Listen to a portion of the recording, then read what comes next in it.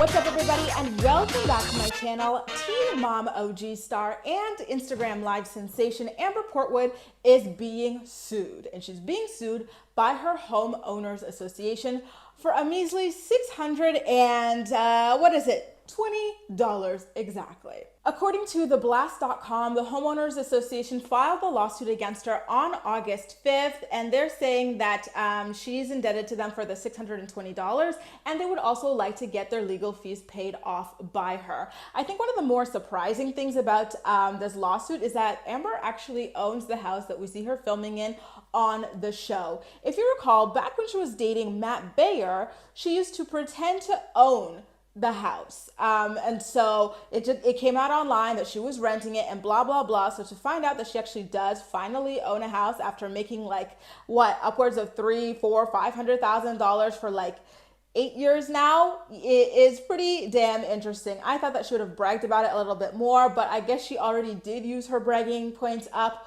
when she was lying about owning the house. So Amber doesn't currently live in the house. It's actually her ex-boyfriend Andrew who lived in the house with their son James. So the conspiracy theorist in me is wondering if that's why she stopped paying the fee, because she's still upset with her baby daddy for all the trouble that she's gotten herself into, and that he has helped publicize by feeding footage to a YouTuber about all the information that was without a crystal ball.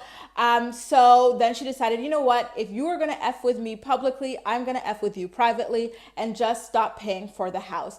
The crazy thing about that is that, Andrew is in that house taking care of their son for the majority of the weeks. So if Andrew's homeless, that means that their son James is homeless as well. And Amber has prevented Andrew from returning back to Malibu, California, where his family's from and where he has a support system that can help him care for the baby while he goes out to seek a job. So it would be incredibly irresponsible of her to try and leave him destitute after preventing him from being with a support network that would help him take care of his son. But it wouldn't be surprising either, because remember, in those leaked tapes, we watched as Amber allegedly screamed at Andrew repeatedly in front of their son. We heard her allegedly talk about how their son was a mistake, how Andrew was the one who trapped her with the son. She called the son an it. She allegedly flung him at Andrew because she didn't want to care for him in that instant. She screamed whenever the baby cried, allegedly. The list truly does go on with her. So knowing all that she does with her son present, would it really surprise you if that was the motive for her to stop paying off the house, to spite Andrew regardless of what happens to her son, her son just being collateral damage for her? I am really curious about your opinions there, because it's a little bit wild. Also, I'm wondering what Amber's monthly HOA fees were, because to me, $600 is a really, really low number to go to court over.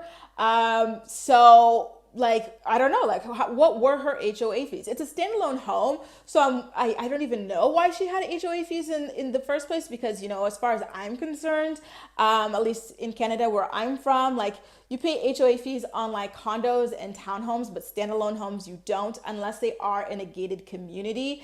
I believe I'm remembering, actually, now that I mentioned that, Amber claiming that her home was in a gated community, but, you would think that the HOA fees were at least a couple $100. To me, $600 sounds like, just in terms of one of my condos, because to me, HOA fees, $600 sounds like a month and a little bit of HOA fees. So I'm wondering how low they truly were and how long they had been stacked on.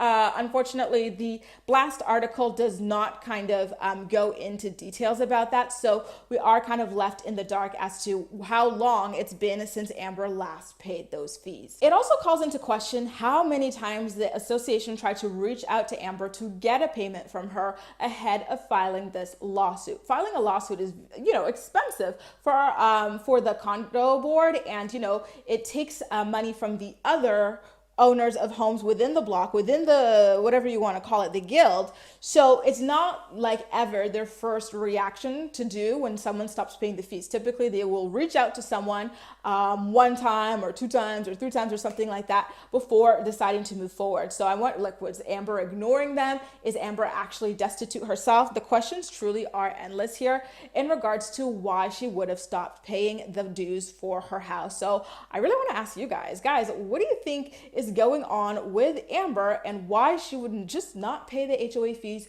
for her home? Is she doing it to get back at Andrew, or is she just financially destitute?